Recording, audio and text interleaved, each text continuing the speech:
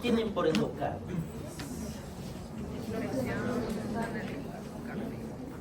Endocardio.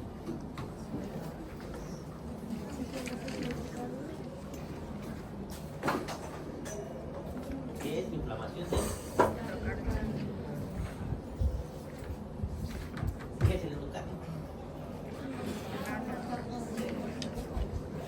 ¿Ah? Mira lo que es el endocardio. Tiene unas propiedades. Una y otras propiedades más, algunas otras sustancias más complejas. ¿Y qué produce esta liberación? Bueno, sus celulares han visto que tienen una capa oleofóbica, se le ponen una capa que hace que no se le pegue el aceite, el agua, demás. Lo mismo hace esto en el endocardio, evita que se le prenda ¿qué? Pero que no debería prender bacterias, fibrina, plaquetas, porque no es normal que se le peguen cosas. Entonces, eso es el endocardio normal. En un endocarditis infecciosa, eso se rompe. Entonces empiezan a perder cosas. Como decimos, infecciosa. Porque es una infección en este caso, pero no es lo único lo que produce endocardio. La infección del endocardio, generalmente valvular, la inductiva valvular, es producida por células de media, de plasma, cualquiera de estos. La infección del endotelio de los grandes vasos, como la aorta, la arteria coronal, el conducto arterial, no se llama endocarditis, ahí le llamamos endarteritis. Solo que clínicamente no hay ninguna diferencia, hacen lo mismo exactamente. ¿Qué es indistinguible del endocarditis infecciosa? Dos cosas. Una lesión endotelial por factores o traumáticos y la otra, maniobras que producen traumatismo de piel y cosas. Comencemos con la lesión endotelial. Al endocardio hemos dicho que no se le prende ni fibrina, ni tromos, ni bacterias. Pero cuando se lesiona, cuando se pierde esa capa protectora, ahí sí comienzan a aparecer estas cosas que hemos mencionado. ¿Y qué cosa puede traumatizar el endocardio? Por ejemplo, el flujo turbulento. ¿Y qué era el flujo turbulento? ¿Cómo nos dábamos cuenta que también es un flujo turbulento? Esas turbulencias van provocando microtraumas ahí, van desgastando ese endocardio y por tanto van haciendo que pueda revertirse esas cosas que hemos mencionado, las lesiones. ¿Y en qué paciente vamos a encontrar todos esos soplos? ¿Qué paciente que ya tiene previamente enfermedades vasculares? Entonces, no sé si han visto alguna vez las paredes de las casas viejas que tienen rajaduras. Y cuando hay mucha humedad, ¿qué pasa en la humedad de las paredes? Se llena de, ¿no? Que se llena de hongos a veces. Y ese hongo, ¿dónde se prende mejor todavía? ¿Dónde hay más hongos ahí pegados? Generalmente en la zona donde está dañada la pared. En el lugar donde se prende. Algo parecido sucede en el endocardio. Entonces, primero decíamos que hay una lesión. Luego, maniobras que producen traumatismo. Depende de cosas. Ahora decimos que hay un lugar de entrada por donde llegan las bacterias y se produce una bacteremia. Bacteremias tenemos todo el tiempo. Solo el hecho de lavarse los dientes están provocando microtraumas, están metiendo bacterias hacia la sangre y están circulando por la sangre. Hay bacterias, todo el tiempo, no nos pasa nada. Porque somos inmunocompetentes en primer lugar, segundo porque no tenemos esta falla en el endocardio. Pero aquí encontramos una deficiencia, rascado, encontramos lo que sea. Peor todavía, pacientes drogadictos, que ya es otro tipo de lesión más. En esos pacientes se produce una bacteremia, pero en este caso esta bacteremia ya tiene un lugar donde prenderse. Ya hay una lesión previa de ese endocardio. ¿Y qué es lo primero que se van a aprender? La fibrina. Y se hace presencia de inmunocomplejos. ¿Qué son los inmunocomplejos? Cuando se pegan, la unión de anticuerpos. Ya tenemos esto más. A eso los depósitos de fibrina. ¿Y para qué sirve la fibrina?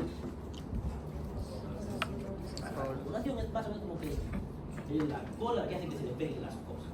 ¿Qué se le tiene que pegar a la fibrina? Las plaquetas para los trombos. Todavía tenemos presente al inmunocomplejos, depósitos de fibrina.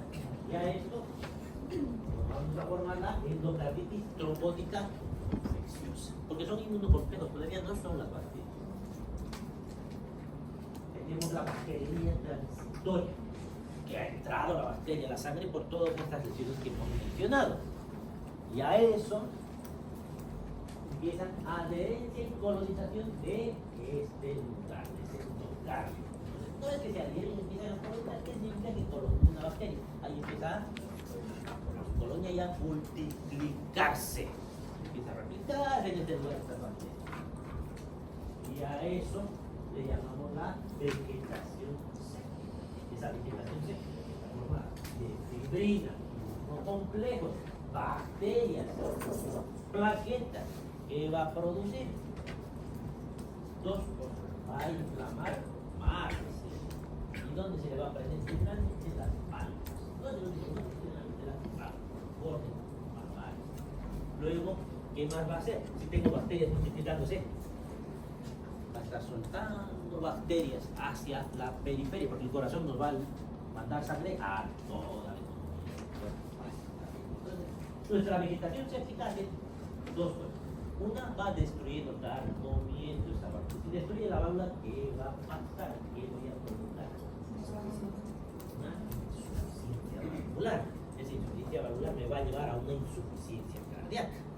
Y con el tiempo, por si acaso, empieza a cicatrizar y hace estenosis. Y además, como hemos dicho, estoy comenzando a mandar bacterias, trombos, infecciones por todo el cuerpo.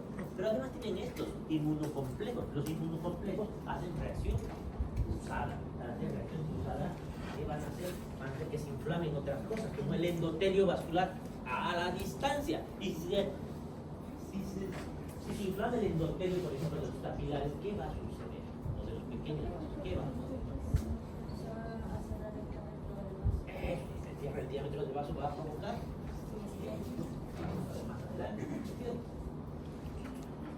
una destrucción valvular que hemos mencionado, y esto nos va a traer las manifestaciones cardíacas. ¿Qué manifestaciones cardíacas? De insuficiencia cardíaca. Y voy a escuchar mi voy a tener la vegetación séptica con esa vegetación séptica surgió una bacteriemia transitoria, ahora está liberando bacterias por toda la vida, tengo una bacteriemia persistente, la cual nos va a llevar a una hepatomegalia. La liberación de inmunocomplejos con vasculitis, que hemos dicho. ¿Qué será la glomerulitis? Clínicamente, yo sé que no hemos llevado, pero tal vez saben algunos de ustedes. Tenemos dos entidades en riñones que las vamos a intentar ver este año. Porque a los clientes debe ser una noticia donde los radios, pero son cortos. Así que podemos darnos tiempo de ver algunas cosas. Riñón más a profundidad y endocrino. De todas maneras, si no llegamos a eso, podemos ir adelantando algunas cosas. Tenemos dos cosas importantes: el síndrome nefrítico y el síndrome nefrótico. No sé si han escuchado hablar de esto. Han escuchado. ¿Y qué han escuchado? ¿Cuál era la diferencia entre el síndrome nefrótico y el nefrótico? No lo dejamos nosotros. El nefrítico, ¿qué es eso? Tiene la glomerulonefritis, significado nefrítico. Entonces, el glómerulo inflamado empieza a eliminar sangre, los rojos. Entonces voy a tener una hematuria. Puedo tener hematuria microscópica. Además de estos pacientes, como se afecta el glomérulo, se afecta la arteriola aferente y eferente, voy a tener, si se afecta mi arteriola aferente, ¿qué me va a pasar? Es inflamada la arteriola aferente. Voy a tener hipertensión porque se va a activar mi eje renina-angiotensina que está dando. Entonces son pacientes hipertensos con hematuria. Y el síndrome nefrótico, que aquí no tiene nada que ver, pero para saber diferenciar, porque siempre preguntan en todos los exámenes, diferencia entre nefrótico y nefritis. El síndrome nefrótico, ¿han escuchado hablar alguna vez de qué es el síndrome nefrótico? alteración de la permeabilidad del cloruro a las proteínas. No se sabe exactamente por qué, pero hay dos teorías. Una dicen por los iones que nos dan cargas positivas y negativas. Entonces, ¿cómo digo lo mismo? Evitan que se salgan las proteínas. Se pierde esa carga eléctrica, se anima, empiezan a salir por los podocitos. Los podocitos son los espacios entre las células y el promedio. Entonces empiezan a salirse las otras proteínas. Otro dice que se abren los podocitos y hay más espacio. De esa manera salen las proteínas. Entonces, ¿qué voy a tener en orina? Y si tengo proteinuria, ¿qué voy a tener? Edemas. Y si tengo una proteinuria, tengo que compensar que me falten proteínas. ¿Qué voy a hacer? Voy a tener que... ¿Dónde se produce? El hígado empieza a desesperarse para producir proteínas, pero no es tan inteligente. También empieza a producir otras cosas más como colesterol y triglicéridos, lípidos, como decían. Entonces voy a encontrar un antifrótico, proteinuria, edemas, y si produzco lípidos, colesterol y triglicéridos elevados. ¿Dónde vemos síndrome nefrótico con más frecuencia? En pacientes con nefropatía diabética. La mayoría de los que caen a diálisis son los que tienen nefropatía diabética, son nefróticos secundarios de nefropatía diabética. En nefrítico veo más que todos los niños posteriores a infecciones por estreptococo beta hemolítico, que se parece a lo que produce aquí una endocarditis. Aquí hay algo parecido. Luego, si tengo mi vegetación séptica y estoy mandando embolos, ¿qué va a hacer? No puedo tener una embolia pulmonar. Además, voy a tener metástasis sépticas por todo lado. Si tengo metástasis sépticas, puedo crear abscesos en varias partes del corporal. Y todas las partes glóbulos, vasculitis, metástasis sépticas, embolia pulmonar, son las manifestaciones extracardíacas en el corazón. Causas. 80% es estreptococo y estafilococo. Entonces estamos hablando de bacterias biógenas. ¿Qué se llaman bacterias biógenas? Estas dos son las biógenas. ¿Qué producen? Pus. Biógenas. 5% endocarditis con cultivos negativos. A pesar de que el paciente esté con endocarditis, el cultivo va a salir negativo. Clasificación. De acuerdo con su forma de crecer, también puede ser aguda, rápida, agresiva, afectación del estado general, con gran destrucción valvular, escaso componente inmunológico. Y luego tenemos subaguda. Hay una incubación no menor a 2 semanas producida por los gérmenes menos virulentos, que son el estreptococo viridans y los gérmenes del grupo ácido. ¿Saben cuáles son estos gérmenes? Porque se preguntan en todos los exámenes. Normalmente en microbiología preguntan bastante.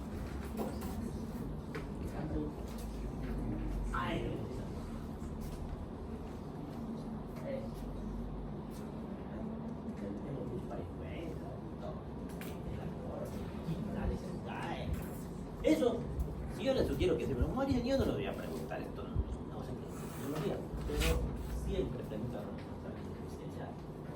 otros países más que 10 veces me habrán preguntado. Y ya está pronunciado. Ya había que escribirlos. Según el tipo de válvula afectada, puede ser endocarditis sobre válvula nativa. ¿Qué significa endocarditis sobre válvula nativa?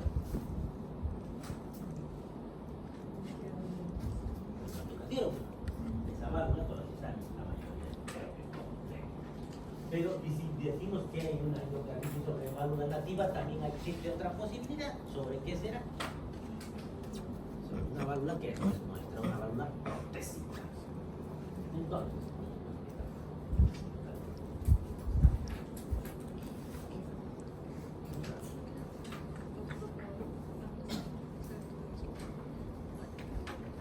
turbulencia y lesiones del endotelio. Entonces, estas lesiones valvulares van a provocar turbulencia y lesiones sobre el endotelio que ya estaba dañado. Van a tener mayor alteración de la hemodinamia de ese corazón. Y eso nos va a llevar a la endocardinitis trombótica bacteriana. Endocardinitis sobre válvula prostésica, al ser constituida por materiales inertes, esa válvula que nos han trasplantado. Entonces, tenemos modificaciones hemodinámicas con daño del endocardio. Y esto nos puede llevar a dos cosas. La endocarditis prostética precoz, que es cuando aparece después, antes de un año, y la endocarditis prostética tardía, que aparece después de un año.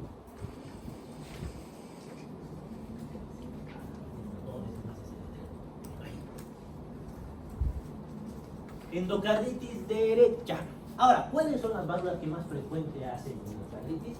Los flujos, turbulencia, daño. Entonces hay que pensar que son las válvulas que más presión manejan. ¿Cuáles son las válvulas del corazón que más presión manejan? La aórtica y la otra, la lateral. Entonces tenemos también endocarditis derecha, no de válvulas de. Tenemos el género más común, derecha, el filósofo dorado. ¿Qué nos va a traer? Fiebre, infiltrado. ¿Qué son infiltrados pulmonares? ¿Pero qué entienden por infiltrados pulmonares? Radiología. ¿Ah? Son unas manchas blancas, opacas en la placa de tórax del pulmón. Suelen aparecer solas en el pulmón. Mortalidad menor al 5%. Esto otra vez algunos de mis estudiantes me preguntan si no se acordaban. Este signo de mayor y menor, ¿saben cómo reconocerlo? No, no lo reconocen. ¿Cuál es mayor? Pues,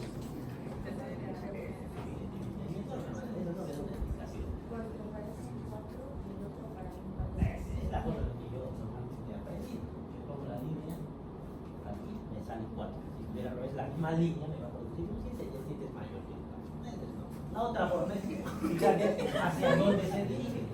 En este, la línea que le pongo, 4 es menor al 7. Quedó bien, para que bueno.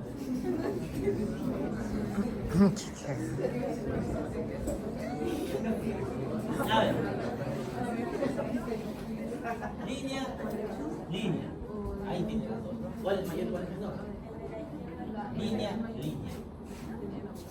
Aquí hay un 4 y aquí hay un 7. El 7 es mayor. Así de fácil. Los dos están bien. Qué estúpido. Porque cuando empiezan a leer las cosas, tienen que acordarse dónde estaba la cabecita de la boquita. ¿Dónde es más fácil?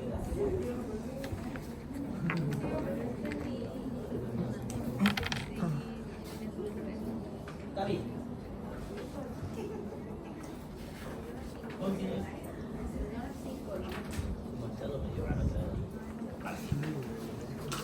Mortalidad menor al 5%. Manifestaciones clínicas. Manifestaciones sutiles o manifestaciones fulminantes. Sutiles, astenia, pérdida de peso, febrícula, manifestaciones. Fulminantes, fiebre muy alta, fiebre de 90 grados. ACV, ¿por qué ACV? ¿Qué es un ACV? ¿Por qué aparece en esta patología? Por el lenguaje.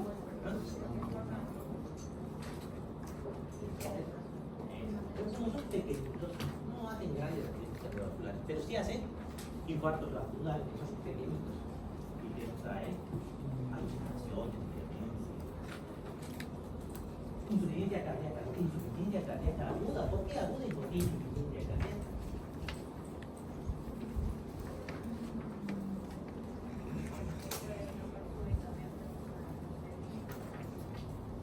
No es solo. La endocarditis. La válvula que le ha pasado. En muy poco tiempo. Por lo tanto, voy a hacer una insuficiencia valvular. Y acá, agudo. Hoy estamos hablando de semanas. Soplos cardíacos y no es que nosotros no, ya creo que todos vamos a dificultar, pero hay soplos cardíacos. Esplenomegalia, hipocratismo digital, artralgias, sinovitis, lumbalgias, cefaleas, delirios locales de ataque. ¿Por qué? Y estos, que son las petequias, hemorragias en la espilla, nódulos de Odler, manchas de Halloween, y más que son básicamente lo que hemos visto. Los estados del átomo, vasculitis, de esos trombos que están liberando hacia la periferia. Y esto, para y no está en su libro, está, pero no está este. ¿Qué está en su libro?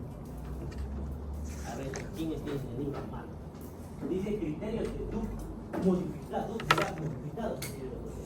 cuadros pequeños. Yo no sé, parece mucho a eso. Porque nuestros amigos cardiólogos decidieron un día reunirse en 2023 y dijeron que era muy poca cosa sus criterios de Duke y los volvieron a modificar. Mira, eso se lo voy a mirar. Así que hay que leerlos para analizar. Y dice, definitivo, criterio patológico más criterio clínico. O 2 criterios mayores más 3 sintomas. Mayores con mayúsculas y determinados sin mayúsculas. Eso es lo que es. Posible que el mínimo más un criterio mayor, o a ese le llamamos un criterio menor con 3. Ahora que sí, yo lo sé de memoria, pero voy a hacer de cambio. Yo no sabía que estaba en el que de codificar, no sabía que cada año va sofisticando, se les ocurre esto. Ahora, lo bueno para ustedes, para que ya no memoricen los otros que ya están desactualizados, ¿para qué van a memorizar algo que ya no se usa? Que no memoricen algo que ya se usa. Cuando les pregunté, pero ¿se están diciendo ustedes criterios activos? Estamos en complicaciones. Cardíacas. Cardíacas, izquierda derecha. ¿Qué significa? Cortocircuito izquierda derecha. ¿Por qué? Porque está pasando. Y el puede estar provocado por el ¿qué ha pasado? Esa vegetación está destruyendo un cabello. Entonces hay fuego para que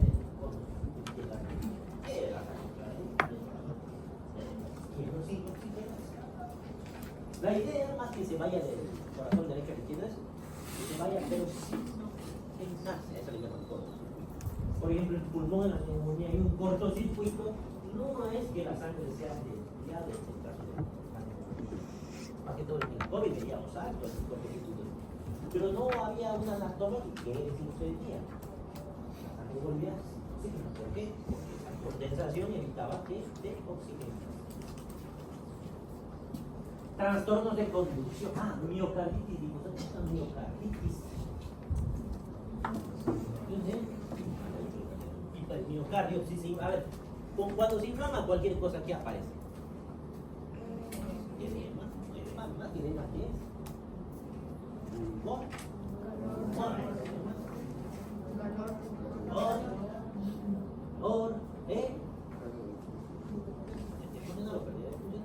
En este caso, ¿cuál es la función del corazón? Porque se contrae. Entonces, puede tener una hipoquinesia generalizada, localizada, le va a bajar mi gasto cardíaco y además por ahí están pasando y se inflaman también. Y hay trastornos que dan conducción.